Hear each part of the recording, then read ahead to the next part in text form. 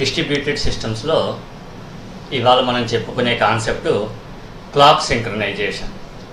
అంటే సాధారణ distributed systems అంటే మనం ఏమని చెప్పుకున్నాం, డిఫరెంట్ లొకేషన్స్లో మనకి ఎగ్జిస్ట్ అయిన different number of servers or different number of సిస్టమ్స్ని ఒక హై స్పీడ్ కమ్యూనికేషన్ నెట్వర్క్ ఉపయోగించి మనం వాటన్నింటినీ ఇంటర్ కనెక్ట్ చేసుకుంటే దాన్ని డిస్ట్రిబ్యూటెడ్ సిస్టమ్స్ అంటారని చెప్పుకున్నాం. అలాగే డిస్ట్రిబ్యూటెడ్ సిస్టమ్స్లో డేటాని కమ్యూనికేట్ చేయడం అనేది ఎప్పుడూ కూడా మెసేజ్ పాసింగ్ ద్వారా జరుగుతుందని చెప్పుకున్నాం.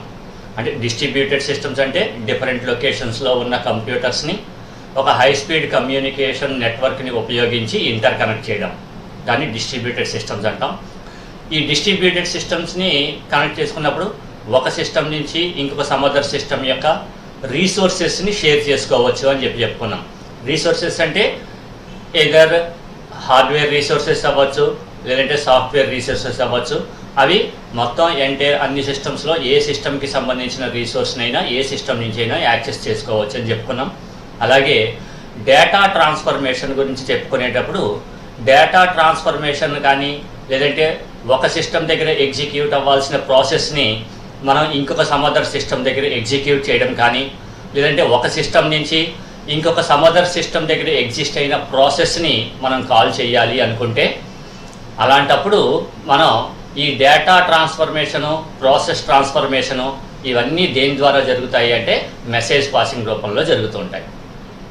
అయితే ఈ డిస్ట్రిబ్యూటెడ్ సిస్టమ్స్లో ఈ data transformations, process transformations transfer చేసేటప్పుడు కానీ, లేదు ఒక సిస్టమ్ నుంచి ఇంకొక సమదర్ సిస్టమ్ యొక్క రీసోర్సెస్ని మనం షేర్ చేసుకునేటప్పుడు, ఎందుకంటే డిస్ట్రిబ్యూటెడ్ సిస్టమ్స్లో డిఫరెంట్ సిస్టమ్స్ దగ్గర మనకి డిఫరెంట్ రీసోర్సెస్ అవైలబుల్ అవుతుంటాయి.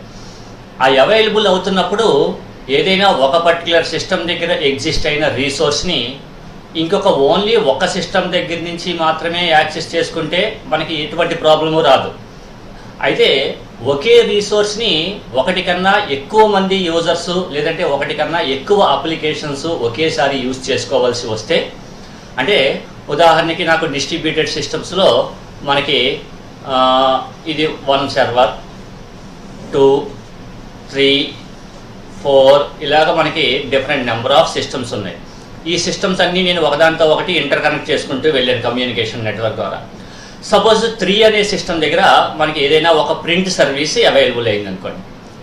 ఇప్పుడు ఈ ప్రింట్ సర్వీస్ని యాక్సెస్ చేయడానికి ఈ 1 2 3 1 2 4 ఈ సిస్టమ్స్లో మళ్ళీ మనకి ఏమవుతాయి, different number of users work చేస్తూ ఉంటారు. అలాగే different number of processes execute అవుతూ ఉంటాయి. ఆ ఎగ్జిక్యూట్ అయ్యేటప్పుడు సపోజ్ 1 అనే సిస్టమ్ దగ్గర నుంచి ఇక్కడ ప్రింటర్ని యాక్సెస్ చేసుకోవడానికి నాకు ఒక 2 రిక్వెస్ట్లు వెళ్ళాయి అనుకుందాం. అంటే 2 టైప్స్ ఆఫ్ అప్లికేషన్స్ మనకి ప్రింట్ సర్వీస్ని ఉపయోగించుకోవాలనుకున్నాయి. అలాగే సెకండ్ సిస్టమ్ దగ్గర నుంచి కూడా ప్రింట్ సర్వీస్ని యాక్సెస్ చేయాలనుకున్నాయి. అంటే ఇక్కడ ఉన్నది ఒకటే రీసోర్స్, కానీ ఈ ఒకటే రీసోర్స్ని డిఫరెంట్ నెంబర్ ఆఫ్ ప్రాసెసెస్ ఒకటి కన్నా ఎక్కువ ప్రాసెసెస్ యూజ్ చేసుకోవాల్సి వస్తుంది. సో అలా యూజ్ చేసుకునేటప్పుడు ఆ పర్టికులర్ రీసోర్స్ అన్నింటికీ ఒకేసారి మనకి అవైలబుల్ అవ్వదు కాబట్టి, అలాగే ఇప్పుడు ఇలా different number of processes request పంపించినప్పుడు ఏ ప్రాసెస్ యొక్క రిక్వెస్ట్ ముందు ఎగ్జిక్యూట్ అవ్వాలి, ఏది ఎగ్జిక్యూట్ అవ్వాలి అనేది తెలియాలి అంటే మళ్ళీ మనం ఏ ఆర్డర్లో అయితే మనం ఆ ఇన్స్ట్రక్షన్స్ని పాస్ చేసామో ఆ పాస్ చేసిన ఆర్డర్ ఆఫ్ ఇన్స్ట్రక్షన్స్ని మనం చూసుకుంటూ ఉండాలి. అయితే ఇలా పంపించేటప్పుడు డిస్ట్రిబ్యూటెడ్ సిస్టమ్స్లో డిఫరెంట్ నెంబర్ ఆఫ్ సిస్టమ్స్ ఉంటాయి. ఈ డిఫరెంట్ నెంబర్ ఆఫ్ సిస్టమ్స్ అన్నీ కూడా మళ్ళీ డిఫరెంట్ ఆర్కిటెక్చర్ని కలిగి ఉంటాయి. అలాగే ఈచ్ అండ్ ఎవ్రీ సిస్టమ్కి కూడా మనకి ఏమవుతుందంటే క్లాక్ అనేది డిఫరెంట్గా ఉంటుంది. అంటే ఈ సిస్టంలో మనకి టైం ఒకలా ఉండొచ్చు, ఇంకొక సమదర్ సిస్టంలో టైం డిఫరెంట్గా ఉంటుంది. అలాగే థర్డ్ సిస్టంలో టైం డిఫరెంట్గా ఉండొచ్చు, ఫోర్త్ సిస్టంలో టైం డిఫరెంట్గా ఉండొచ్చు. సో మనం ఒక సిస్టమ్ నుంచి ఇంకొక సిస్టమ్కి మనం ఈ మెసేజ్ని మనం ట్రాన్స్ఫర్ చేసినప్పుడు ఏ మెసేజ్ ఫస్ట్ ఎగ్జిక్యూట్ అవ్వాలి, ఏ మెసేజ్ తర్వాత ఎగ్జిక్యూట్ అవ్వాలి అంటే మనకి ఒకటి ఆర్డర్ ఆఫ్ అరైవల్ బట్టి చూసుకోవాలి. అలాగే ఒకేసారి ఒకటి కన్నా ఎక్కువ మెసేజెస్ మనకి రిసీవ్ అయ్యేటట్టయితే ఆ మెసేజెస్లో ఏది ముందు ఎగ్జిక్యూట్ అవ్వాలి అంటే ఏది ముందు వచ్చిందో చూసుకోవాలి. అంటే ఏది ముందు వచ్చిందంటే మనం ఆ మెసేజ్ని ట్రాన్స్ఫర్ చేసేటప్పుడే ఈ మెసేజ్ యొక్క ఐడెంటిఫైయర్లోనే మనం ఏం చేస్తామంటే దాని యొక్క టైం స్టాంప్ని రిజిస్టర్ చేసి పంపిస్తాం. అయితే ఆ టైం స్టాంప్ని పంపించేటప్పుడు కూడా దీనికి టైం అనేది మనకి డిఫరెంట్గా ఉండొచ్చు. ఉదాహరణకి ఫస్ట్ సిస్టమ్ దగ్గర నుంచి ఫస్ట్ సిస్టంలో ప్రజెంట్గా టైము ఏదో సమ్ 10:30 ఉందనుకోండి. సో 10:30కి నేను ఒక ఇన్స్ట్రక్షన్ని మనం ఒక మెసేజ్ని నేను ప్రింట్ సర్వీస్కి థర్డ్ సిస్టమ్ దగ్గరికి పంపించాను అనుకోండి. Suppose at the same time second system కూడా ప్రింట్ సర్వీస్కి ఒక మెసేజ్ పాస్ చేస్తుంది అనుకోండి ప్రింట్ సర్వీస్ కోసం. దీని యొక్క టైము సపోజ్ 10:29 ఉందనుకోండి. అంటే ఫస్ట్ మనం ఇన్స్ట్రక్షన్ పంపించింది 1 అనే సిస్టమ్ దగ్గర నుంచి, కానీ సెకండ్ సిస్టమ్ దగ్గర టైం ఎంత ఉంది? 10:29 ఉంది. సో ఈ 10:29 ఉన్న టైం స్టాంపు మనకి దీనికన్నా ముందు ఉంది కాబట్టి time first second system process యొక్క ప్రింట్ సర్వీస్ని అది ఎగ్జిక్యూట్ చేస్తుంది, తర్వాత 10. కానీ యాక్చువల్గా మనం సెండ్ చేసే మెసేజెస్ యొక్క ఆర్డర్ పరంగా చూసుకుంటే ఫస్ట్ మనం 1 అనే సిస్టమ్ దగ్గర నుంచి పంపించాం, తర్వాత 2 అనే సిస్టమ్ దగ్గర నుంచి పంపించాం. కానీ మనకి ఎగ్జిక్యూషన్ ఎలా అవుతుంది? ఫస్ట్ 2 అనే సిస్టమ్కి సంబంధించి ముందు మనకి ప్రింట్ సర్వీస్ని ఎలకేట్ చేస్తుంది, తర్వాత 1 అనే సిస్టమ్కి ఎలకేట్ చేస్తుంది. సో ఈ order of execution of events అనేది మనకి డిఫరెంట్గా ఉంటుంది. ఎందుకు డిఫరెంట్గా ఉంటుంది అంటే వీటిలో మనకి డిఫరెంట్ టైమింగ్స్ మనకి ఉంటాయి. ఈ టైమింగ్స్ అన్నింటినీ కూడా మనం సింక్రనైజేషన్ చేయాల్సిన అవసరం ఉంటుంది. అంటే ఎందుకంటే ఆ సింక్రనైజేషన్ చేయకపోతే మనకేమవుతుంది? మనకి ఆర్డర్ ఆఫ్ ఈవెంట్స్ని బట్టి ఉన్నప్పటికీ కూడా మనకి ఎలకేషన్ ఆఫ్ రీసోర్సెస్ అనేవి డిఫరెంట్గా ఉంటుంది. దీని అయితే ఇలాగా డిఫరెంట్ డిస్ట్రిబ్యూటెడ్ సిస్టమ్స్లో ఉన్న డిఫరెంట్ సిస్టమ్స్లో ఉన్న ఈ టైంని, అంటే ఆ టైం రన్ అవడానికి ఈచ్ అండ్ ఎవ్రీ సిస్టంలోనూ సెపరేట్గా ఒక క్లాక్ ఉంటుంది. ఆ క్లాక్ని సాధారణంగా మనం ఏమనిపిస్తాం అంటే క్వార్ట్జ్ క్లాక్ అంటాం. అంటే ఇప్పుడు ఉపయోగిస్తున్న మ్యాక్సిమం అన్ని రకాల క్లాసుల్లోనూ కూడా మనం ఉపయోగించేది క్వార్ట్జ్ టెక్నాలజీ. ఈ క్వార్ట్జ్ టెక్నాలజీ ప్రకారం మనకి డిఫరెంట్ టైమింగ్స్ ఉంటాయి కాబట్టి ఈ టైమింగ్స్ అన్నింటినీ కూడా మళ్ళీ మనం సింక్రనైజ్ చేయాల్సి వస్తుంది. ఆ కంప్యూటర్ యొక్క క్లాక్ అనేది ఎలా వర్క్ అవుతుంది, అలాగే ఆ పర్టికులర్ క్లాక్ని బట్టి మనకి డిఫరెంట్ నెంబర్ ఆఫ్ ఈవెంట్స్ ఒకేసారి, అంటే డిఫరెంట్ ప్రాసెసెస్ నుంచి డిఫరెంట్ ఈవెంట్స్ మనకి అక్కర్ అవుతూ ఉంటాయి కాబట్టి ఈ ఈవెంట్స్ని ఎలా ఆర్డర్ ప్లేస్ చేసుకోవాలి, వాటి యొక్క టైంని ఎలా మనం సింక్రనైజ్ చేయాలి అనేది ఇవాల్టి క్లాక్ సింక్రనైజేషన్ కాన్సెప్ట్లో మనం తెలుసుకుందాం. So in the distributed systems the nodes are communicating with each other using message passing. అంటే డిస్ట్రిబ్యూషన్ సిస్టమ్స్లో డిఫరెంట్ నెంబర్ ఆఫ్ నోడ్స్ ఎప్పుడు కూడా మనకి ఏమవుతాయి? మెసేజ్ పాసింగ్ ద్వారా ఒకదానితో ఒకటి కమ్యూనికేట్ అవుతాయి. Many real time applications that are implemented such as banking systems, reservation systems that are implemented on distributed systems. అంటే ఇప్పుడు ప్రజెంట్గా మనకి మార్కెట్లో ఉన్న బ్యాంకింగ్ సిస్టమ్స్ కానీ రిజర్వేషన్ సిస్టమ్స్ కానీ ఇవన్నీ కూడా మనకి డిస్ట్రిబ్యూటెడ్ సిస్టమ్స్ మీద కాన్సెప్ట్ మీదే మనకి మనకి ఇంప్లిమెంట్ చేయడం జరుగుతుంది. And it is important to execute each transaction are event. ఇక్కడ ట్రాన్సాక్షన్ అన్నా ఈవెంట్ అన్నా ఒకటే. And an event is nothing but A task in a particular process. అంటే ఒక పర్టికులర్ ప్రాసెస్లో మనకి జరిగే ఒక చిన్న టాస్క్ని మనం అంటే ఈవెంట్ అంటాం. Transaction are event in an ordered manner. And ordering of events is essential for proper allocation of available resources. అంటే మనం పంపించిన డిఫరెంట్ నెంబర్ ఆఫ్ ఈవెంట్స్ అన్నింటినీ కూడా ఆర్డరింగ్ చేసుకోవాల్సి వస్తుంది. సో ఈ ఆర్డరింగ్ అనేది మనకి ఎందుకు చేయాల్సి వస్తుంది అంటే in order to proper allocation of available resources. అంటే మనకి ఎగ్జిస్ట్ అయిన అవైలబుల్ అయిన రీసోర్సెస్ని మొత్తం అన్ని ఈవెంట్స్కి అన్ని ప్రాసెసెస్కి ప్రాపర్గా ఎలకేట్ చేసుకోవడం కోసం మనం ఈ సింక్రనైజేషన్ అనేది మనకి చేయాల్సి వస్తుంది. So ordering of events is essential for proper allocation of available resources and mutual allocation. And this can be implemented using clock synchronisation. Each node in a distributed system can share their resources. చెప్పుకున్నా అంటే distributed సిస్టమ్స్లో different number of systems ఉన్నప్పుడు ఒక system ఇంకొక some other system or some other all systems యొక్క రీసోర్సెస్ని మనకి access చేసుకుంటూ ఉంటాయి. ఎగ్జాంపుల్ ప్రొడ్యూసర్ కన్జ్యూమర్ ప్రాసెసెస్, అలాగే client server processes or sharing of printer and scanner. అంటే ఒక పర్టికులర్ సిస్టమ్ దగ్గర ఎగ్జిస్ట్ అయిన ప్రింటర్ని మనం ఇంకొక సమదర్ సిస్టమ్ నుంచి సమదర్ ప్రాసెసెస్ లేదంటే ఒకటి కన్నా ఎక్కువ ప్రాసెసెస్ కూడా మనకి షేర్ చేసుకుంటూ ఉండాల్సి వస్తుంది. అయితే ఒకే సిస్టమ్ దగ్గర ఎగ్జిస్ట్ అయినా ఒకటే ప్రింటర్ లేదంటే ఒకటే స్కానర్ ఎగ్జిస్ట్ అయ్యి ఉంటుంది. అంటే లేదంటే ఒక 10 ప్రింటర్స్ ఉంటాయి. అయితే 10 ప్రింటర్స్ని 100 నెంబర్ ఆఫ్ యూజర్స్ యాక్సెస్ చేసుకుంటూ ఉండొచ్చు. అంటే మనకి రీసోర్సెస్ అనేవి ఎప్పుడూ కూడా లిమిటెడ్గానే ఉంటాయి. అంటే వాటిని ఎంతమంది యూజర్స్ అయితే ఉన్నారో అన్ని రీసోర్సెస్ని, ఇప్పుడు 100 మెంబర్స్ యూజ్ చేస్తారు అంటే 100 ప్రింటర్స్ని మనం ప్లేస్ చేయడం అనేది పాసిబుల్ కాదు. అదే మరి 100 మెంబర్స్కి ఓన్లీ ఒక ప్రింటర్నే మనం ఉపయోగించాం, ఒక 20 ప్రింటర్స్ని మనం యూజ్ చేసాం అనుకోండి. ఆ 20 ప్రింటర్స్ని మనకి ఏమవుతుంది, 100 మెంబర్స్ యూజ్ చేసుకోవాల్సి వస్తుంది. అంటే ఈ రీసోర్సెస్ అనేవి ఎప్పుడు కూడా మనకి లిమిటెడ్గానే ఉంటాయి. కాబట్టి ఈ లిమిటెడ్గా ఉండడం వల్లనే మనకి ఏమవుతుంది, డిస్ట్రిబ్యూటెడ్ సిస్టమ్స్లో ఒక పర్టికులర్ రీసోర్స్ని ఒకటి కన్నా ఎక్కువ ప్రాసెసెస్ ఉపయోగించుకోవాల్సి వచ్చినప్పుడు ఈ రీసోర్సెస్ని అన్నీ యాక్సెస్ చేయాలి. కాబట్టి మనం పంపించే ఈవెంట్స్ ఆర్ ప్రాసెసెస్ మధ్య ఏదో సమ్ కోఆర్డినేషను లేదంటే కాంపిటేటివ్నెస్ అనేది మనకి ఉంటుంది. సో ఈ కాంపిటేటివ్నెస్ ఉండడం వల్లే మనం క్లాక్ సింక్రనైజేషన్ని ఇంప్లిమెంట్ చేయాల్సి వస్తుంది. Each node in a distributed system can share their resources. Example, producer consumer processes, client server processes and sharing of printer or scanner. And but the resources can be limited. అంటే మనకి available అయ్యే resources ఎప్పుడు కూడా లిమిటెడ్గా ఉంటాయి. Limited, therefore they can be shared in either cooperative or competitive modes. అంటే ఏది ముందు వెళ్తే అదే యూజ్ చేసుకోవాలి అనేది కాంపిటేటివ్నెస్. కోఆపరేటివ్ అంటే ఒక ప్రాసెస్ కంప్లీట్ అయిన తర్వాత ఇంకో సమ్ అదర్ ప్రాసెస్కి, ఇలాగా మనకి అవైలబుల్ అయ్యే రీసోర్సెస్ మనకి చాలా లిమిటెడ్గా ఉంటాయి. కాబట్టి వాటిని ఏదర్ కోఆపరేటివ్ పద్ధతిలో కానీ లేదంటే కాంపిటేటివ్ మోడ్స్లో కానీ ఆ రీసోర్సెస్ని మనం యాక్సెస్ చేసుకుంటూ ఉంటాం. So there is a need of proper allocation of available resources to preserve the state of resources and coordination between processes. అంటే డిఫరెంట్ ప్రాసెసెస్ సేమ్ రిసోర్స్ని షేర్ చేసుకోవాల్సి వస్తే కనుక ఆ రెండు కూడా ఒకదానితో ఒకటి మనకి కోఆర్డినేట్ అవ్వాల్సి ఉంటుంది.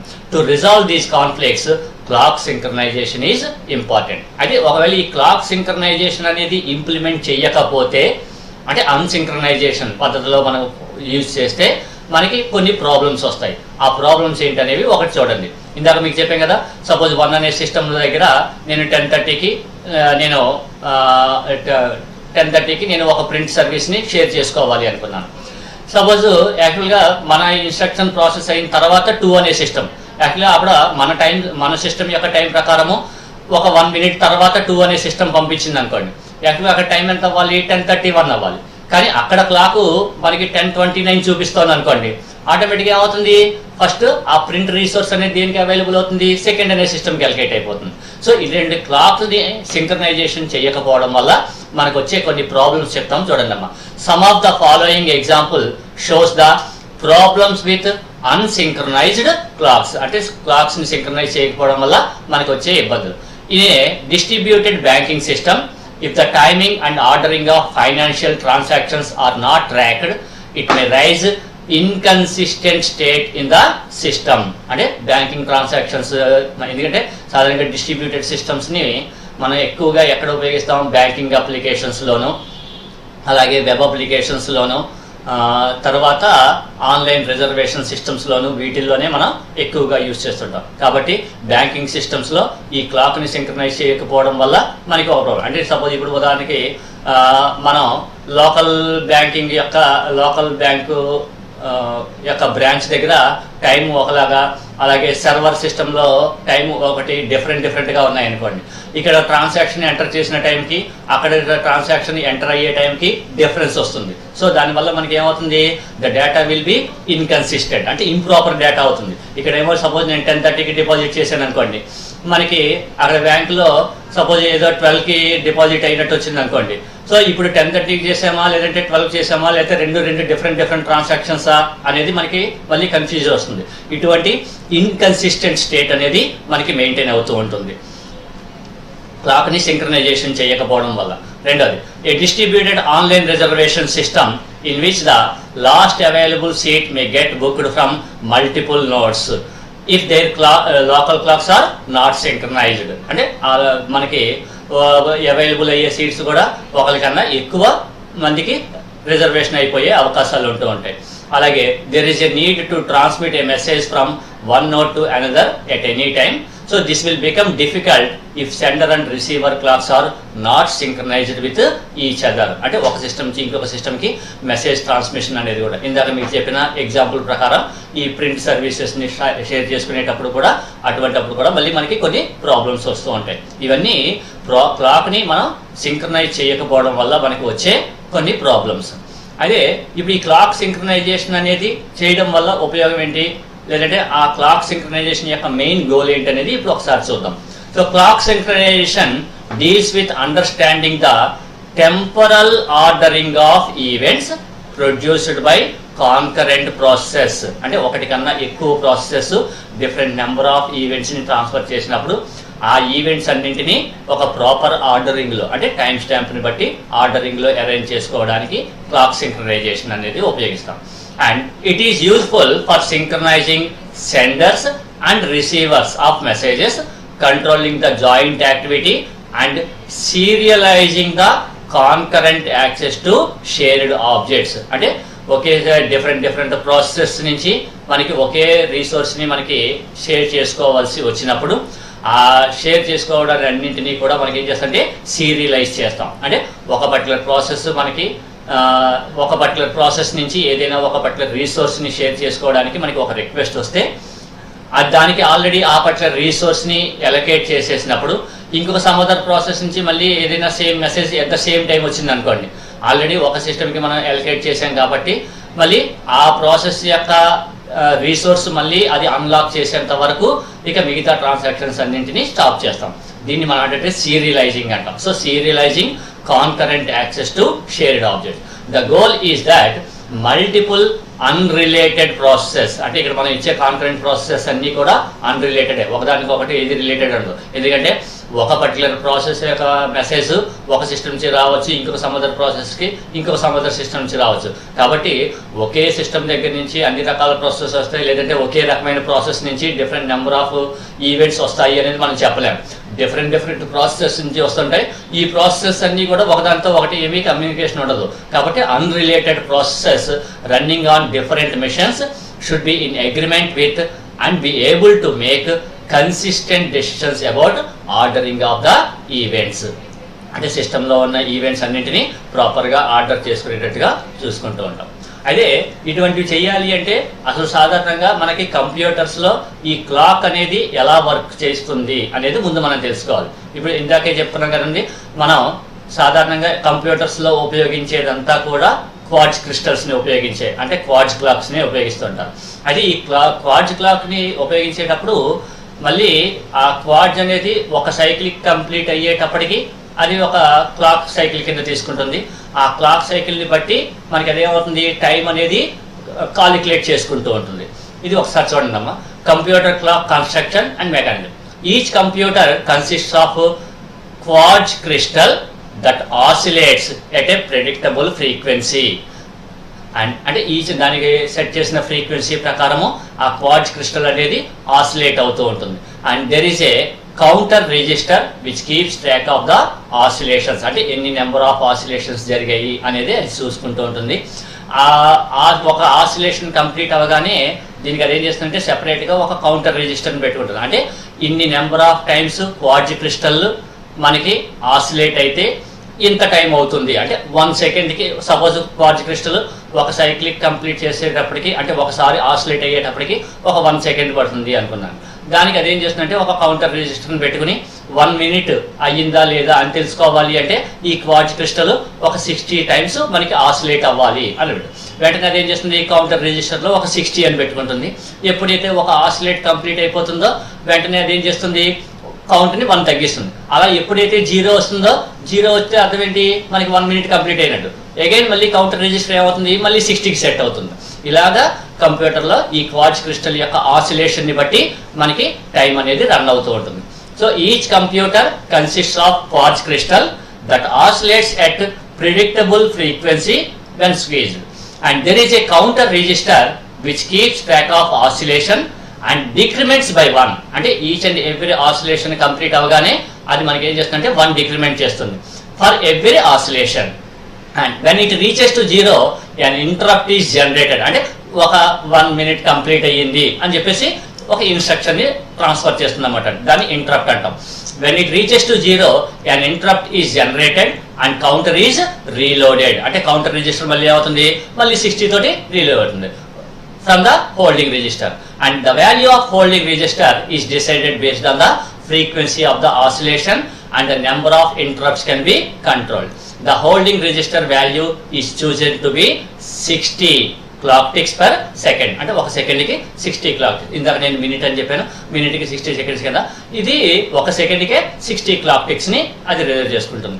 And there may be differences in crystal oscillation leads to the clock running at different rates. అయితే ఈ క్వార్ట్జ్ క్రిస్టల్ యొక్క ఆసిలేషన్ ని సెట్ చేయడాన్ని బేస్ చేసుకుని మనకి ఏమవుతుందంటే కంప్యూటర్ యొక్క క్లాక్ సెట్ అయ్యింది. ఉదాహరణకి ఇందామని చెప్పుకున్నట్టు ఆ హోల్డింగ్ రిజిస్టర్లో పెర్ సెకండ్కి 60 క్లాక్ టిక్స్ పెట్టామనుకోండి. ఇంకొక some other quartz crystal suppose 70 clock టిక్స్ని పెర్ సెకండ్కి పెట్టింది అనుకోండి. అప్పుడు ఏమవుతుంది, ఈ సిస్టమ్ ఏమో 60 సెకండ్స్కి 1 మినిట్ కంప్లీట్ అయిపోతుంది. అదేమో 70 టైమ్స్ మనకి క్వార్ట్జ్ క్రిస్టల్ ఆసిలేట్ అయితే కానీ అక్కడ 1 మినిట్ కంప్లీట్ అయినట్టు. సో ఇటువంటి ప్రాబ్లమ్స్ ఉండడం వల్ల మనకి ఏమవుతుందంటే డిఫరెంట్ రేట్స్ వస్తాయి, which is known as the clock drift.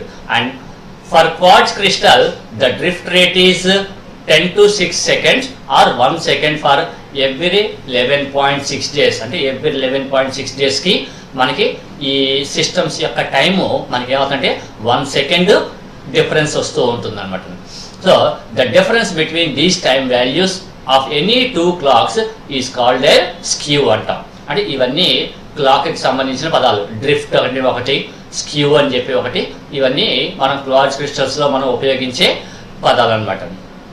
So, a computer clock usually consists of 3 components. చెప్పాం కదండి, ఈ క్వార్ట్జ్ క్రిస్టల్ ఆసిలేట్ అయ్యేటప్పుడు మనకి మొత్తం ఈచ్ అండ్ ఎవ్రీ క్లాక్ లోనూ కూడా మనకి మెయిన్ గా 3 కాంపోనెంట్స్ ఉంటాయి. అది ఇందాక మనం కౌంటర్ రిజిస్టర్ అని చెప్పి ఒకటి చెప్పుకున్నాం, ఇప్పుడు మిగతా 2 కూడా చెప్పుకుందాం. A computer clock usually consist of 3 components. First one counter register. అంటే ఈ కౌంటర్ రిజిస్టర్ లో ఏమవుతుంది, హోల్డింగ్ రిజిస్టర్ లో ప్లేస్ చేసిన వాల్యూ అందులో పెడుతుంది. Quartz crystal every 1 time oscillation complete అవ్వగానే కౌంటర్ రిజిస్టర్ లో ఉన్న వాల్యూ 1 తగ్గుతూ వస్తుంది. మళ్ళీ ఎప్పుడైతే 0 వస్తుందో మళ్ళీ హోల్డింగ్ రిజిస్టర్ లో ఉన్న మళ్ళీ వాల్యూని రీలోడ్ చేసుకుంటూ ఉంటుంది. So counter register and a constant register. ఈ కాన్స్టెంట్ రిజిస్టరే ఇందాక మనం హోల్డింగ్ రిజిస్టర్ అని చెప్పి చెప్పుకున్నాం. అంటే ఒక పర్టికులర్ క్వార్ట్జ్ క్రిస్టల్ ఎన్నిసార్లు ఆసిలేట్ అవ్వాలి అని చెప్పేదాన్ని కాన్స్టెంట్ రిజిస్టర్ అంటాం. And the quartz crystal, and the constant register is used to store a constant value that is decided based on the frequency. అంటే క్వార్ట్జ్ క్రిస్టల్ ఆసిలేట్ అయ్యే ఫ్రీక్వెన్సీని base చేసుకుని వాడు ఒక సెకండ్ కంప్లీట్ అవ్వడానికి ఇది ఇన్నిసార్లు ఆసిలేట్ అవ్వాలి అని చెప్పి దాన్ని డిసైడ్ చేస్తాడు. The counter register is used to keep track of the oscillations of the quartz crystal. The value in the count register is decremented by 1 for each oscillation in the quartz crystal. ఇది కంప్యూటర్లో clock synchronisation అయ్యే విధానం. అదే ఇటువంటి క్లాక్ని అంటే ఒక system నుంచి ఇంకొక సిస్టమ్కి సంబంధించిన ఈ క్లాక్ని మనం సింక్రనైజ్ చేసుకుంటూ ఉండాలి అంటే ఒక సిస్టమ్ దగ్గర ఎగ్జిస్ట్ అయిన కాన్స్టెంట్ రిజిస్టర్లో ఏదైతే వాల్యూ ఉందో ఇంకొక సమదర్ సిస్టమ్ యొక్క కాన్స్టెంట్ రిజిస్టర్లో ఉన్న వాల్యూని మనం కంపేర్ చేసుకోవాలి. ఆ కంపేర్ చేసుకుని దాన్ని బట్టి ఆ యొక్క డిఫరెన్సెస్ అనేది లేకుండా ఉండేటట్టుగా చూసుకుని 2 సిస్టమ్స్ యొక్క క్లాక్ని మనం సెట్ చేసుకోవాల్సి ఉంటుంది. అంటే ఇక్కడ మనకి 60 అనుకుంది, ఒక సిస్టంలో 60 ఉంది, ఇంకో సిస్టంలో 70 ఉంది అనుకోండి. ఈ సిస్టమ్ దగ్గర నుంచి ముందు ఈ ఇన్స్ట్రక్షన్ దీని యొక్క వాల్యూ కాన్స్టెంట్ రిజిస్టర్ యొక్క వాల్యూ దీనికి తక్కువ ఉంది కాబట్టి ఈ సిస్టమ్ నుంచి వచ్చే మెసేజ్ ముందు ట్రాన్స్ఫర్ అయ్యేటట్టు చేసుకోవాలి. 70 ఉన్న సిస్టమ్ యొక్క కాన్స్టెంట్ రిజిస్టర్ ఉన్న సిస్టమ్ యొక్క మెసేజ్ తర్వాత ప్రాసెస్ అయ్యేటట్టు చేసుకుంటూ ఉండాలి. ఇలాగా అక్కడ ఉన్న కాన్స్టెంట్ రిజిస్టర్ని బట్టి మనం ప్లేస్ చేసుకుంటూ ఉండాలి.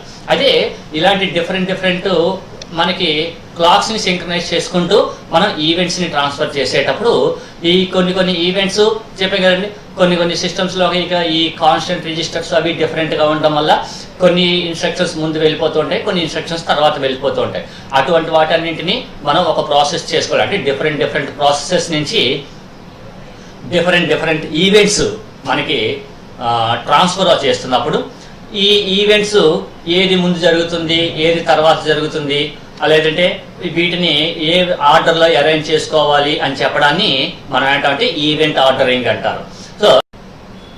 సో మనకి ఈ డిస్ట్రిబ్యూటెడ్ సిస్టమ్స్లో ఈవెంట్ యొక్క ఆర్డరింగ్ అనేది మనము ఈ విధంగా హ్యాపెండ్ బిఫోర్ అనేది ఒక పద్ధతి ద్వారా, ఈ హ్యాపెండ్ బిఫోర్ని చెక్ చేసుకున్న తర్వాత మనం ఆ particular different number of events మనకి రీచ్ అయినప్పుడు వాటన్నింటినీ మనం ఒక ఆర్డర్లో ప్లేస్ చేసుకోవాలి అనుకుంటే కనుక ఈ డిఫరెంట్ నెంబర్ ఆఫ్ ఈవెంట్స్ జరిగినప్పుడు, అంటే ఏదో సెండ్ ఈవెంట్, రిసీవ్ ఈవెంట్, వీటన్నింటినీ మనం తీసుకునేటప్పుడు మనకి ఈ రిసీవింగ్ ఈవెంట్ యొక్క టైము సెండింగ్ ఈవెంట్ టైం కన్నా తక్కువ ఉండాలి. అంటే సెండింగ్ టైం బిఫోర్ ఉండాలి, తర్వాత రిసీవింగ్ టైం ఉండాలి. అంటే sending time should be less than the receiving time.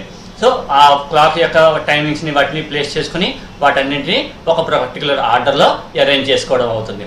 అదే ఒకవేళ ఇలా చేసేటప్పుడు కూడా ఏవైనా డిఫరెంట్ ఈవెంట్స్ మనకి సేమ్ టైం స్టాంప్స్తో వస్తే కనుక అలాంటప్పుడు ఏది ఫస్ట్ రిసీవ్ అయ్యిందో దాన్ని ఆర్డర్లో ప్లేస్ చేసుకుంటాం. ఈ విధంగా మనం నెంబర్ ఆఫ్ ఈవెంట్స్ని ఆర్డర్ చేసుకుంటూ ఉంటాం. ఇది మనకి event ordering in the distributed systems. So మనకి ఇవాళ డిస్ట్రిబ్యూటెడ్ సిస్టంలో ఫస్ట్ క్లాక్ సింక్రనైజేషన్ ఒకటి చెప్పుకున్నాం, తర్వాత ఆర్డరింగ్ ఆఫ్ ఈవెంట్స్. ఇక మనకి నెక్స్ట్ టాపిక్ వచ్చేటప్పటికి మ్యూచువల్ ఎక్స్క్లూజన్. అంటే ఇక్కడ మ్యూచువల్ ఎక్స్క్లూజన్ అంటే అర్థం ఏంటి అంటే, ఇప్పుడు వరకు మనం చెప్పుకున్న క్లాక్ సింక్రనైజేషన్ ప్రకారంగా మనం ఏం చెప్పుకున్నాం, ఒక సిస్టమ్ నుంచి ఇంకొక సమదర్ సిస్టమ్ దగ్గర ఉన్న రీసోర్సెస్ని యాక్సెస్ చేసుకునేటప్పుడు ఒకే రీసోర్స్ని ఒకటి కన్నా ఎక్కువ ప్రాసెసెస్ మనకి యాక్సెస్ చేయాల్సి వస్తుంది. అది ఇలా యాక్సెస్ చేయాల్సి వచ్చేటప్పుడు ఒకే రీసోర్స్ని మనం ఒకటి కన్నా ఎక్కువ సిస్టమ్స్కి ఎట్ ఏ టైం మనం రీసోర్స్ని షేర్ చేయలేము. కాబట్టి మనకి ఎప్పుడైతే ఒక ప్రాసెస్ మనకి ఒక పర్టికులర్ రీసోర్స్ని యాక్సెస్ చేస్తుందో ఆ యాక్సెసింగ్ కంప్లీట్ అయ్యేంత వరకు మనకి ఇంకొక సమదర్ ప్రాసెస్కి ఆ పర్టికులర్ రీసోర్స్ని మనం ఎలకేట్ చేయకూడదు. అలా ఎలకేట్ చేయకుండా మనకి ఒకే రీసోర్సు, ఎందుకంటే ఒకే రీసోర్స్ని ఒకటి కన్నా ఎక్కువ సిస్టమ్స్ ఉపయోగించేటప్పుడు మనకి ఒక పర్టికులర్ రీసోర్సు ఒక పర్టికులర్ ప్రాసెస్కి అసైన్ చేసిన తర్వాత మళ్ళీ సేమ్ అదే రీసోర్స్ని ఇంకొక సమదర్ ప్రాసెస్కి ఎలకేట్ చేయలేము. కాబట్టి ఆ సమదర్ ప్రాసెస్ ఏమవ్వాలి, ఈ పర్టికులర్ రీసోర్స్ అవైలబుల్ అయ్యేంత వరకు అది వెయిటింగ్లో ఉండాల్సి వస్తుంది. సో ఇలాగా మనకి డిఫరెంట్ నెంబర్ ఆఫ్ రీసోర్స్ వచ్చినప్పుడు ఒకే రీసోర్స్ని ఒకటి కన్నా ఎక్కువ సిస్టమ్స్ని యాక్సెస్ చేయాల్సి వచ్చినప్పుడు మనకి అన్ని ప్రాసెసెస్కి ఒకేసారి ఎలకేట్ చేయకుండా ఉండడం కోసం ఒక రీసోర్స్ని ఎట్ ఏ టైం ఓన్లీ ఒక ప్రాసెస్కి మాత్రమే షేర్ చేసేటట్టు చేయడాన్ని మనం ఏంటంటే మ్యూచువల్ ఎక్స్క్లూజన్ అంటాం. So mutual exclusion is a concurrency control property. Concurrency means more than one process ఒకే రీసోర్స్ని ఎట్ ఏ టైం యాక్సెస్ చేసుకుంటాం. అంటే మోర్ దాన్ వన్ ప్రాసెస్ సైమల్టేనియస్గా ఎగ్జిక్యూట్ అవడాన్ని మనం ఏంటంటే కాన్కరెన్సీ అంటాం. అంటే ఆ కాన్కరెన్సీ కూడా ఒకే రీసోర్స్ మీద వర్క్ అవ్వాల్సి వచ్చింది అనుకోండి, దాన్ని మనం ఏం చేస్తామంటే ఆ కాన్కరెన్సీని కంట్రోల్ చేసుకుంటాం. So mutual exclusion is a concurrency control property which introduced to prevent race conditions. అంటే ఒకే రీసోర్స్ని ఒకటి కన్నా ఎక్కువ ప్రాసెసెస్ ముందే ఉపయోగించుకోవాలి అనుకున్నప్పుడు ఆ వాటి యొక్క రేస్ని మనం కంట్రోల్ చేయడం అన్నమాట. It is the requirement that a process cannot enter its critical section. అంటే ఇక్కడ క్రిటికల్ సెక్షన్ అంటే ఆల్రెడీ ఒక పర్టికులర్ రీసోర్స్ని ఒక ప్రాసెస్ ఉపయోగించినప్పుడు సేమ్ అదే రీసోర్స్ కోసం ఈ ప్రాసెస్ కూడా మనకి ఎంటర్ అయిపోకూడదు. అంటే ఆ పర్టికులర్ రీసోర్స్ రిలీజ్ అయ్యేంత వరకు ఇది స్టాప్లో ఉండాలి. While another concurrent process is currently present or executing in it's critical section. ఇక్కడ క్రిటికల్ సెక్షన్ అని వస్తాడమ్మా. ఇక్కడ క్రిటికల్ సెక్షన్ అంటే అర్థం ఏంటి అంటే ఒకటే రీసోర్స్ని మోర్ దెన్ వన్ సిస్టము లేదంటే more than one process access చేయడం అనమాట అండి. దాన్ని మనం ఏంటంటే క్రిటికల్ సెక్షన్ అంటాం. And that is only one process is allowed to execute the critical section at any given instance of time. అంటే ఒకసారి ఎట్ ఏ టైం ఓన్లీ ఒక ప్రాసెస్ మాత్రమే ఎగ్జిక్యూట్, అంటే ఒక ప్రాసెస్కి మాత్రమే ఆ పర్టికులర్ రీసోర్స్ని యాక్సెస్ అయ్యేటట్టు చేయడాన్ని మనం ఏంటంటే మ్యూచువల్ ఎక్స్క్లూజన్ అంటాం. ఎందుకంటే సాధారణంగా డిస్ట్రిబ్యూటెడ్ సిస్టంలో మనకి డిఫరెంట్ నెంబర్ ఆఫ్ రీసోర్సెస్ ఉంటాయి. ఈ డిఫరెంట్ నెంబర్ ఆఫ్ రీసోర్సెస్ని డిఫరెంట్ నెంబర్ ఆఫ్ ప్రాసెసెస్ మనకి యూజ్ చేసుకోవాల్సి వస్తుంది. అలా యూజ్ చేసుకోవాల్సి వచ్చినప్పుడు ఒకే ప్రాసెస్ని లేదంటే ఒకే రీసోర్స్ని ఒకటి కన్నా ఎక్కువ processes at a time access అవ్వవు. కాబట్టి మనకి ఒక పర్టికులర్ ప్రాసెస్ ఒక రీసోర్స్ని యాక్సెస్ చేస్తున్నప్పుడు ఆ ప్రాసెస్ ఆ రీసోర్స్ని యాక్సెస్ చేయడం కంప్లీట్ అయ్యేంత వరకు ఇంకొక సమ్ అదర్ ప్రాసెస్ యాక్సెస్ అవ్వకుండా చేయాలి.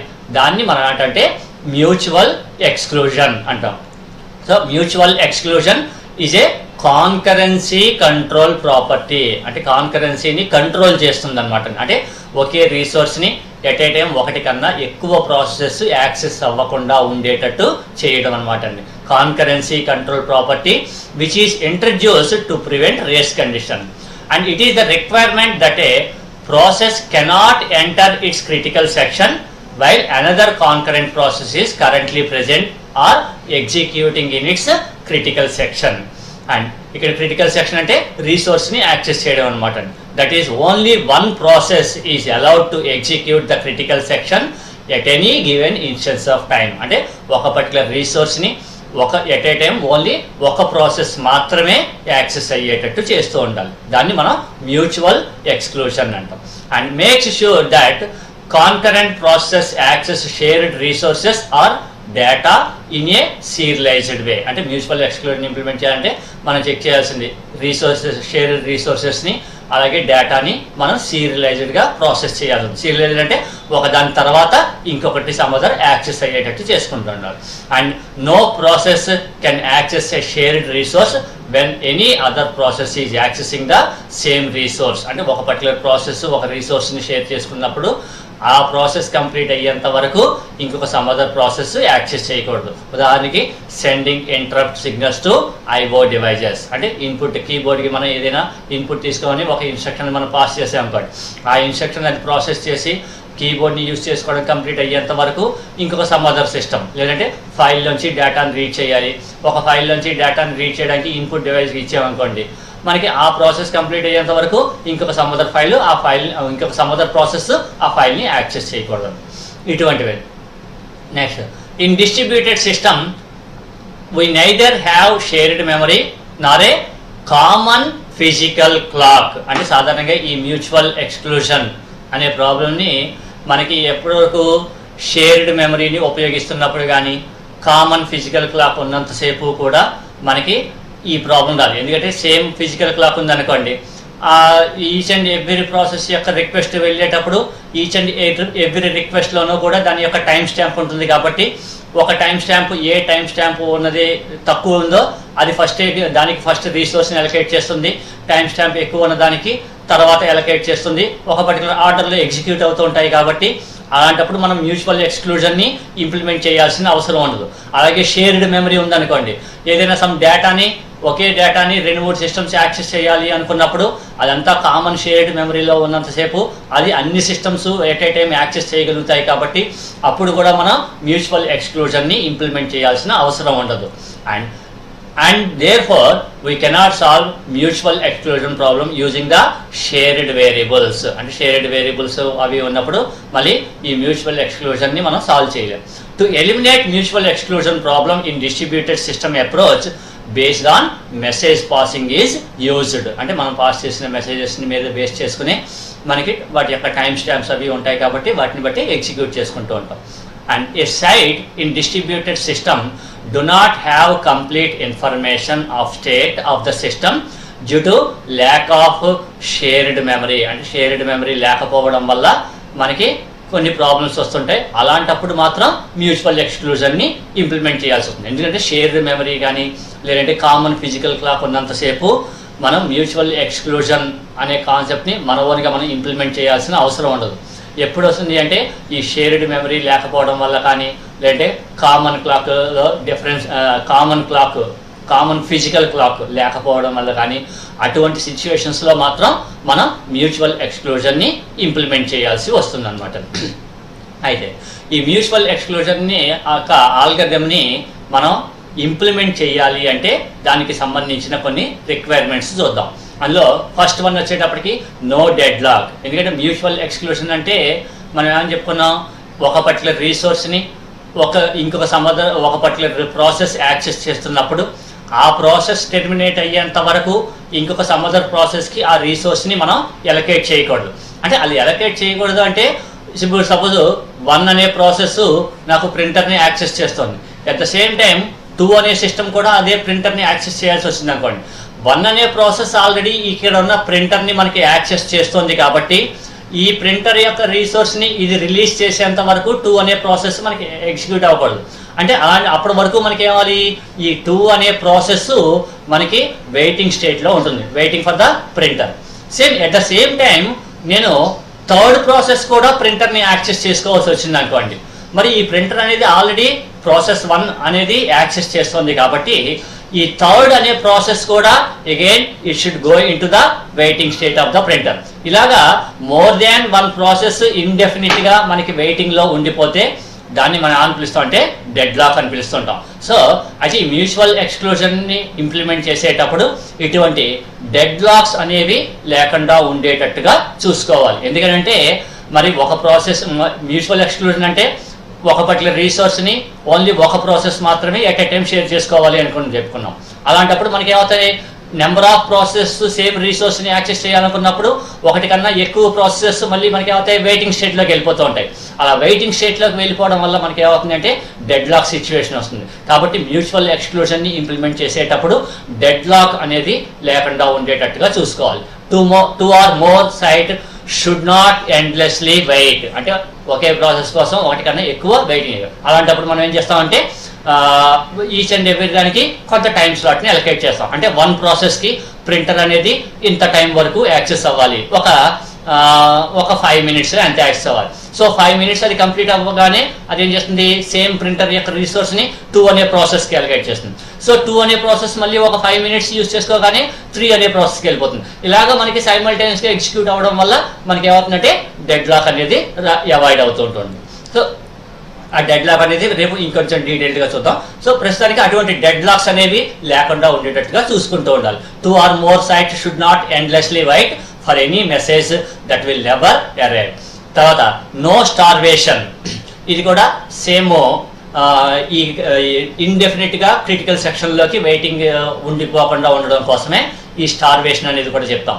Every site who wants to execute critical section should get an opportunity to get execute in finite time. ఇందాక చెప్పాం కదా, ఆ ప్రింటర్ని ఈచ్ అండ్ ఎవ్రీ ప్రాసెస్కి కూడా ఒక 5 minutes అలొకేట్ చేసింది అనుకోండి.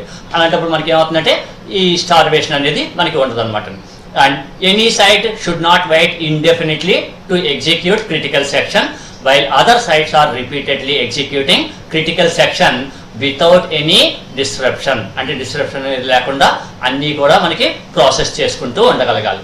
నెక్స్ట్ వచ్చేటప్పటికి fairness, each site should get a fair chance to execute critical section. అంటే మనకి ఒక పర్టికులర్ రీసోర్స్ని ఎన్ని ప్రాసెసెస్ అయితే యాక్సెస్ చేయాలి అనుకుంటామో ఈచ్ అండ్ ఎవ్రీ దానికి కూడా there must be a chance to access the resource. And any request to execute critical section must be executed in order they are made. That is critical section execution request should be executed in the order of their arrival in the system. అంటే ఇప్పుడు ఇందాక 1, 2, 3 process చెప్పాం. So first 1 కొంతసేపు execute అవ్వాలి, తర్వాత 2 అనేది కొంతసేపు execute అవ్వాలి, తర్వాత 3. దీని తర్వాత సపోజ్ 4 అనేది వచ్చింది అనుకోండి. సపోజ్ ఈ 1, 2, 3ని ప్రాసెస్ చేయకుండా ముందు 4 అనేది ప్రాసెస్ చేయకూడదు.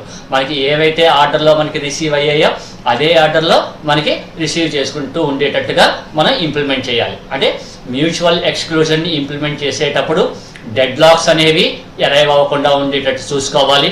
అలాగే స్టార్వేషన్ అనేది లేకుండా చూసుకోవాలి.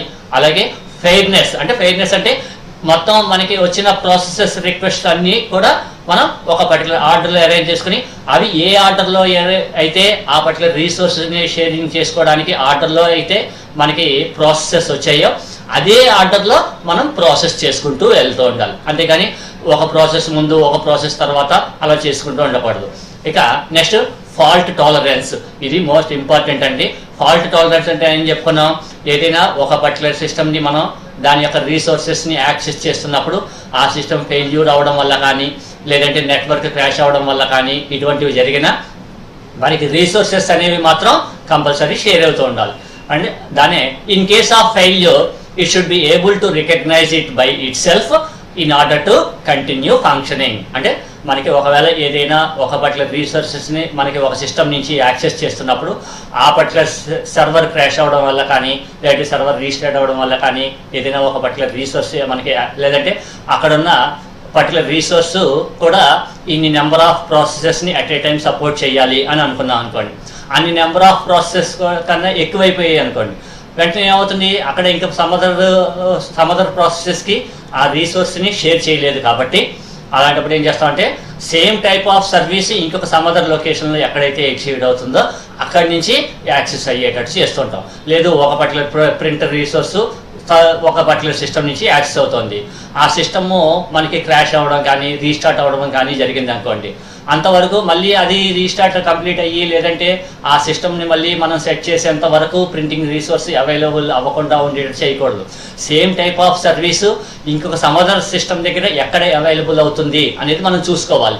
చూసుకుని ఆ సిస్టమ్ దగ్గర ఎగ్జిక్యూట్ అయ్యేటట్టు చేసుకుంటూ ఉండాలి. అంటే ఫాల్ట్ టాలరెన్స్ని కూడా ఇంప్లిమెంట్ చేస్తూ ఉండాలి.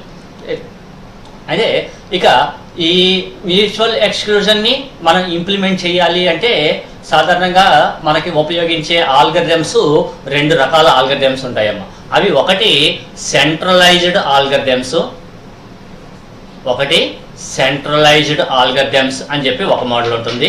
రెండవది డిస్ట్రిబ్యూటెడ్ అని చెప్పేసి 2 రకాల ఆల్గరిథమ్స్ ఉంటాయి. అంటే ఈ మ్యూచువల్ ఎక్స్క్లూజన్ అనే దాన్ని ఇంప్లిమెంట్ చేయడానికి ఇంప్లిమెంటేషన్లో మనం ఏ పాయింట్స్ని కన్సిడర్ చేయాలి అనేది ఇప్పటి వరకు చెప్పుకున్నాం. ఏవేవి? డెడ్ లాక్స్ ఉండకూడదు, అలాగే స్టార్వేషన్ ఉండకూడదు, ఫెయిర్నెస్ ఉండాలి, అలాగే ఇక ఫాల్ట్ టాలరెన్స్ని సపోర్ట్ చేయాలి. ఇలాగ కొన్ని పాయింట్స్ని మనం కన్సిడర్ చేయాల్సిన ఇష్యూస్ గురించి చెప్పుకున్నాం. అయితే ఈ మ్యూచువల్ ఎక్స్క్లూజన్కి సంబంధించిన ఆల్గరిథమ్స్ని ఇంప్లిమెంట్ చేయాలి అంటే ఈ ఆల్గరిథమ్స్ మళ్ళీ మనకి 2 రకాల మోడల్స్ ఉంటాయండి. అవి ఒకటి సెంట్రలైజ్డ్ ఆల్గరిథమ్స్, రెండవది డిస్ట్రిబ్యూటెడ్ ఆల్గరిథమ్స్. అంటే ఇక్కడ సెంట్రలైజ్డ్ ఆల్గరిథమ్స్ అంటే అర్థం ఏంటంటే ఎంటైర్ ఒక పర్టికులర్ రీసోర్స్ అనేది ఎప్పుడు కూడా ఒకటే లొకేషన్ నుంచి యాక్సెస్ అవుతుంది. కాబట్టి ఎన్ని ప్రాసెసెస్ అయితే ఆ రీసోర్స్ని షేర్ చేసుకోవాలి, లేదంటే ఎన్ని ప్రాసెసెస్ అయితే క్రిటికల్ రీజియన్లోకి ఎంటర్ అవ్వాలి అనుకుంటామో అన్ని రకాల ప్రాసెసెస్ని మనం ఒకే చోట నుంచి మనం ఎగ్జిక్యూట్ చేయాల్సి వస్తుంది. దాన్ని మనం ఏంటంటే సెంట్రలైజ్డ్ అంటాం. అంటే ఈ సెంట్రలైజ్ చేసేటప్పుడు ఏం చేస్తామంటే ఒక పర్టికులర్ రీసోర్స్ని ఏదైనా ఒక పర్టికులర్ ప్రాసెస్ యాక్సెస్ చేస్తున్నప్పుడు మిగతా సమదర్ ప్రాసెసెస్ ఏవైతే ఎగ్జిక్యూట్ చేయాలి అనుకుంటాయో, అంటే అదే రీసోర్స్ని షేర్ చేసుకోవాలి అనుకుంటాయో, వాటిని మనం ఏం చేస్తుంటే రిసీవర్ సైడ్ అంటే రీసోర్స్ ఎగ్జిస్ట్ అయిన సిస్టమ్ దగ్గర ఏం చేస్తామంటే ఆ మిగిలిన ప్రాసెసెస్ అన్నింటినీ క్యూలో ప్లేస్ చేసుకుంటాం. క్యూ యొక్క order first in first out కాబట్టి క్యూలోకి ఫస్ట్ ఏదైతే ప్రాసెస్ వెళ్ళిందో ఆ ప్రాసెస్కి నెక్స్ట్ రీసోర్స్ని ఎలకేట్ చేయడం అనేది జరుగుతూ ఉంటుంది. ఇది సెంట్రలైజ్డ్ ఆల్గరిథమ్. ఇక్కడ చూడండి, సెంట్రలైజ్డ్ ఆల్గరిథమ్స్లో సపోజ్ మనకి ఇలాగా ఒక పర్టికులర్ రీసోర్స్ అనేది మనకి ఎగ్జిస్ట్ అయ్యి ఉంది అనుకోండి. ఈ 3 అనేది మనకి ఏదో సమ్ రీసోర్స్ అనుకుందాం. ఈ రీసోర్స్ని మనకి 0, 1, 2 అనే డిఫరెంట్ ప్రాసెసెస్ ఉన్నాయి. ఇప్పుడు 1 అనే ప్రాసెస్ ఆల్రెడీ ఈ 3 అనే రీసోర్స్ని యాక్సెస్ చేసుకోవాల్సి వస్తుంది. అంటే 1 అనే ప్రాసెస్ క్రిటికల్ సెక్షన్లోకి ఎంటర్ అవ్వాలి అనుకోండి. వెంటనే అది ఏం చేస్తుంది, ఇక్కడ ఈ ప్రాసెస్ దగ్గర ఉన్న కోఆర్డినేటర్ సిస్టమ్ ఏం చేస్తుంటే ఇక్కడ క్యూని చెక్ చేసుకుంటుంది. ఒకవేళ క్యూ ఎంటీగా ఉంది అంటే ఆ పర్టికులర్ ప్రాసెస్ అనేది క్రిటికల్ సెక్షన్లోకి ఎంటర్ అవ్వచ్చు, అంటే ఆ పర్టికులర్ రీసోర్స్ని యాక్సెస్ చేసుకోవచ్చు. ఇక్కడ రీసోర్స్ని యాక్సెస్ చేసుకోవడం అన్నా క్రిటికల్ రీజియన్లోకి ఎంటర్ అవ్వడం అన్నా ఏదన్నా ఒకటేనమ్మా. సో ఆ పర్టికులర్ రీసోర్స్ని ఏం చేస్తుందంటే దానికి ఎలకేట్ చేసేస్తుంది. ఇప్పుడు 3 అనే రీసోర్స్ ఆల్రెడీ 1 అనే ప్రాసెస్ యాక్సెస్ చేసుకుంటుంది. ఇప్పుడు అట్ ద సేమ్ టైం ఈ 2 అనే ప్రాసెస్ కూడా సేమ్ రీసోర్స్ని యాక్సెస్ చేసుకోవడానికి ట్రై చేసింది అనుకోండి. ఆల్రెడీ ఈ రీసోర్సెస్ అనేది మనకి 1 అనే ప్రాసెస్ చేత యాక్సెస్ అవుతుంది కాబట్టి మనకి ఏమవుతుంది అంటే ఈ 2 అనే ప్రాసెస్ని వెంటనే అది ఏం చేస్తుందంటే తీసుకొచ్చి క్యూలో ప్లేస్ చేసుకుంటుంది అన్నమాట. అలాగే ఎప్పుడైతే ఈ 1 అనే సిస్టము 3 అనే రీసోర్స్ని release చేసేసిందో then that resource is allocated to the process 2 which is in the queue. అంటే క్యూలో ఉన్న 2 అనే ప్రాసెస్కి అసైన్ చేస్తుంది. దీన్ని మనం అంటే సెంట్రలైజ్డ్ ఆల్గరిథం. అంటే ఎంటైర్ ప్రాసెస్ మొత్తాన్ని మనం ఒకే సిస్టమ్ దగ్గర నుంచే, ఒకే రిసోర్స్ని ఒకే సిస్టమ్ దగ్గర నుంచే అన్ని ప్రాసెసెస్ ఒకదాని తర్వాత ఒకటి యాక్సెస్ అయ్యేటట్టు చేసుకుంటాం. దానికోసం ఏం చేస్తామంటే ఈ కోఆర్డినేటర్ సిస్టమ్ అనేది ఏం చేస్తుంది అంటే ఫస్ట్ మనకి ఏదైతే ప్రాసెస్ రిక్వెస్ట్ని పంపించిందో దానికి ఆ రిసోర్స్ని అలొకేట్ చేసిన తర్వాత ఇక తర్వాత ఎన్నైతే ప్రాసెసెస్ రిక్వెస్ట్లు పంపిస్తాయో ఆ నెంబర్ ఆఫ్ ప్రాసెసెస్ అన్నింటినీ అదేం చేస్తుందంటే క్యూలో ప్లేస్ చేసుకుంటుంది. ఆ క్యూలో ప్లేస్ చేసుకున్న తర్వాత ఎప్పుడైతే ఆల్రెడీ ఎగ్జిస్టింగ్ సిస్టమ్ ఆ పర్టికులర్ రిసోర్స్ని రిలీజ్ చేసిందో తర్వాత క్యూలో ఉన్న నెక్స్ట్ ప్రాసెస్కి ఆ పర్టికులర్ రిసోర్స్ని అది ట్రాన్స్ఫర్ చేస్తుంది లేదా అలొకేట్ చేస్తుంది అన్నమాట. సో దాన్ని ఇక్కడ డీటెయిల్గా ఎక్స్ప్లెనేషన్ చూడమ్మా. Process 1 asks the coordinator for permission to enter a critical reason. So అప్పుడు ఏం చేస్తుంది, ముందు ఈ కోఆర్డినేటర్ సిస్టమ్ క్యూని చెక్ చేసుకుంటుంది. క్యూలో సమ్ అదర్ ప్రాసెస్ ఏదైనా ఉందా క్రిటికల్ రీజియన్లోకి ఎంటర్ అవడానికి, ఏమీ లేదు, క్యూ అనేది ఎంటీగా ఉంది. కాబట్టి the coordinator grant the permission to enter into the critical region. అంటే ఆ పర్టికులర్ రిసోర్స్ని యాక్సెస్ చేసుకోవడానికి పర్మిషన్ని గ్రాంట్ చేస్తుంది. And at the same time process 2 then asks permission to enter the same critical region. అంటే సేమ్ రిసోర్స్ని access చేసుకోవడానికి అది మనకి రిక్వెస్ట్ని అడిగింది అనుకోండి, పర్మిషన్ అడిగింది అనుకోండి. The coordinator does not reply. అంటే దానికి ఏమీ రిప్లై అవ్వదు, అంటే మనకి రిసోర్స్ని అలొకేట్ చేయదు. అలొకేట్ చేయకుండా ఏం చేస్తుంది, ఆ ప్రాసెస్ని తీసుకెళ్ళి క్యూలో ప్లేస్ చేసుకుంటుంది అనమాట. And when the process 1 exits the critical region. అంటే ఎప్పుడైతే ఈ ప్రాసెస్ 1 అనేది ఆ పర్టికులర్ రిసోర్స్ని రిలీజ్ చేస్తుందో, అంటే క్రిటికల్ రీజన్ నుంచి బయటకు వచ్చేసిందో, it tells the coordinator that I'm coming out from the critical region అని చెప్తుంది. And which then replies to 2. అంటే అప్పుడు అది ఏం చేస్తుందంటే 2 అనే ప్రాసెస్కి ట్రాన్స్ఫర్ చేస్తుంది. ఇది సెంట్రలైజ్డ్ ఆల్గరిథం. అయితే ఈ సెంట్రలైజ్డ్ ఆల్గరిథంని ఇంప్లిమెంట్ చేయడం వల్ల మనకి ఏమవుతుంది అంటే నెంబర్ ఆఫ్ ప్రాసెసెస్ క్యూలో ఉండిపోతూ ఉంటాయి. సో అలాంటప్పుడు మనకి మళ్ళీ కొన్ని ప్రాబ్లమ్స్ వస్తూ ఉంటాయి. అంటే ఉదాహరణకి డెడ్ లాక్ లాంటి సిచ్యువేషన్స్ వస్తూ ఉంటాయి. సో అలా కాకుండా నెక్స్ట్ వన్ వచ్చేటప్పటికి డిస్ట్రిబ్యూటెడ్ ఆల్గరిథమ్స్. అంటే మ్యూచువల్ ఎక్స్క్లూజన్ ఇంప్లిమెంట్ చేయడానికి 2 రకాల మోడల్స్ ఉంటాయి, 2 రకాల ఆల్గరిథమ్స్ ఉంటాయని చెప్పుకున్నాం. ఒకటి సెంట్రలైజ్డ్, రెండోది డిస్ట్రిబ్యూటెడ్. అంటే సెంట్రలైజ్డ్లో అయితే ఇలా చేస్తాం, అంటే ఒకే రిసోర్స్కి different number of processes request పంపిస్తున్నప్పుడు ఆ ఒక పర్టికులర్ ప్రాసెస్కి ఎంటర్ చేసిన తర్వాత మిగిలిన ప్రాసెసెస్ అన్నింటినీ అది క్యూలో ప్లేస్ చేసుకుంటుంది. తర్వాత క్యూలో first in first out order ప్రకారం ఒకదాని తర్వాత కూడా ప్రాసెస్ అవుతుంది. ఇక రెండవ మోడల్ వచ్చేటప్పటికి distributed algorithms. And distributed approach the decision making for mutual exclusion is distributed. అంటే ఇక్కడ డెసిషన్ మేకింగ్ అంటే ఒక పర్టికులర్ రిసోర్స్ ఏ పర్టికులర్ ప్రాసెస్కి అసైన్ అవ్వాలి అనే డెసిషన్ అనేది దేని మీద డెసిషన్ ఏమవుతుందంటే అది కూడా distributed across the entire system. That is all processes that want to enter the same critical section cooperate with each other before reaching a decision on which process will enter the critical section next.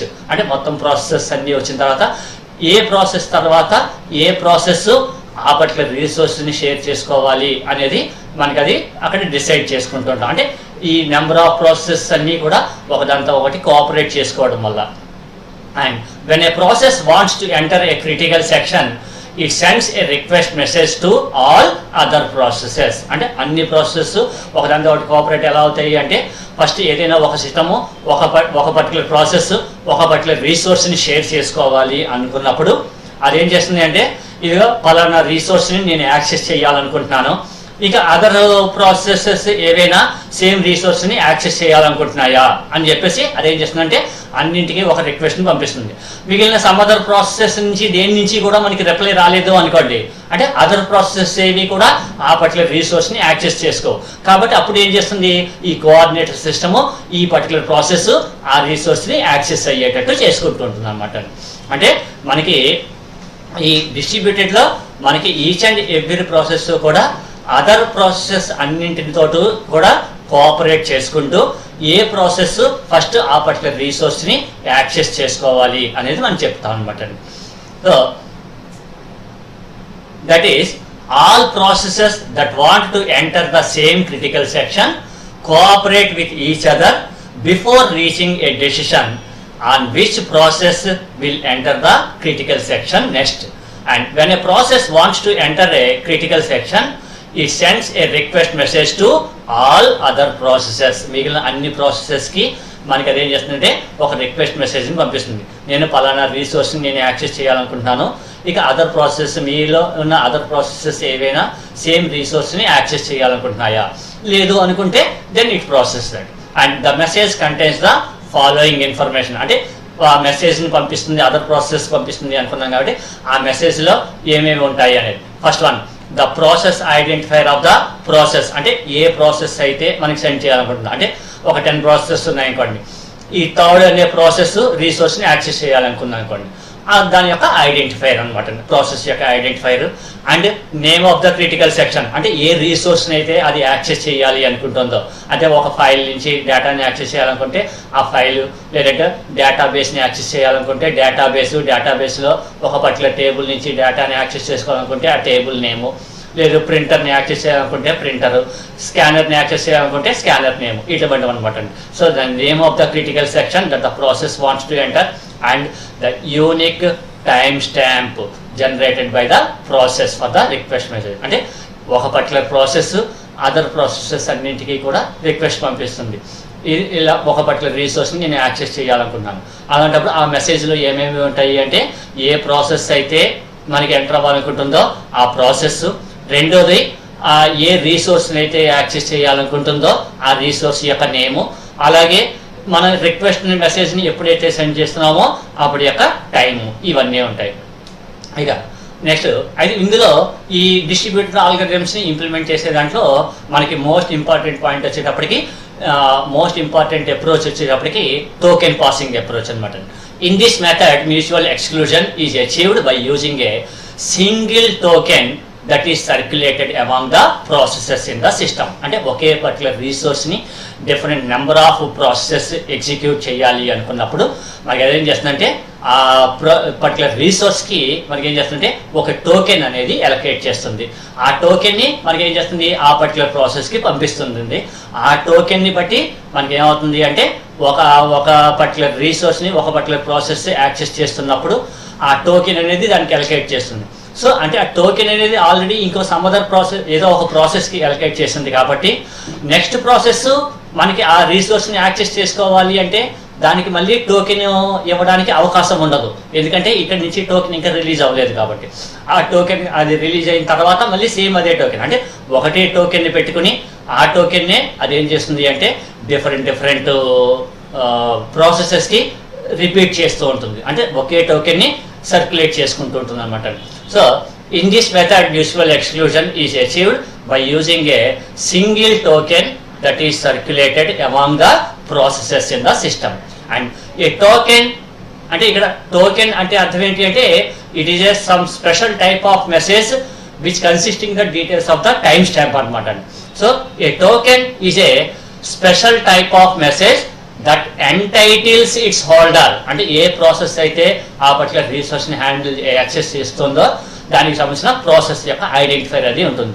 ఎంటైటిల్స్ its holder to enter a critical section, అంటే critical సెక్షన్లోకి enter అవ్వడానికి అవసరమైన process యొక్క డీటెయిల్స్ని అది store చేస్తుంది, అంటే ఆ process యొక్క ఐడెంటిఫైర్ అలాగే యాక్సెస్ చేస్తున్న రిసోర్సు ఈ డీటెయిల్స్ అన్నింటిని ఉంటుంది.